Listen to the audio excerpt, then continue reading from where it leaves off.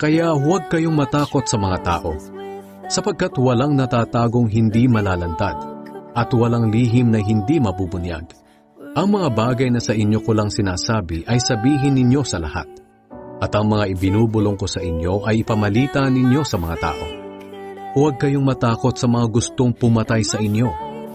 Ang katawan lang ninyo ang kaya nilang patayin, pero hindi ang inyong kaluluwa.